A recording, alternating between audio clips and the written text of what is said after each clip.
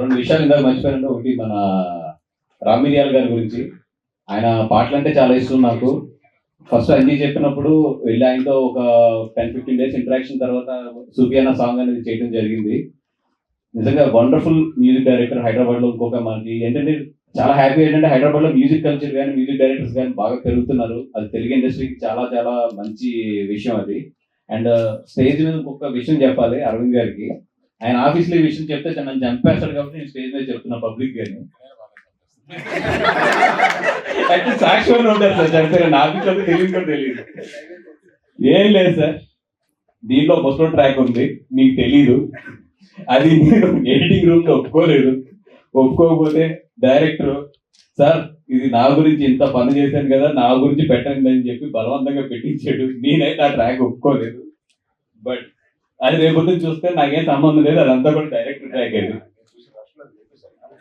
మీరు చూసి దర్శనం లేదు, లేపేసి చూపించండి. ఆటగాడలో ట్రాక్ ఉంటుంది.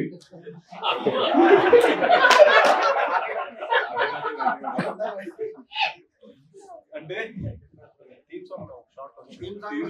అదే ఇందాక థీమ్ సాంగ్ లో బలం వచ్చిందంటే నేను ఎలా చూసేదాన్ని. ఆ ట్రాక్ అయితే అది ప్యూర్ అంజిగా ట్రాకే. అది రేపు పొద్దున్న ఏమన్నా కూడా నేను ఇదే బాండ్ పేపర్ స్టేజ్ కూడా చెప్తున్నా. అది ఏమన్నా అంజీనా తప్ప నాకు సంబంధం లేదు అది ట్రాక్ అది. And yeah but it's a very fun track, మీరు చూడండి అందరూ.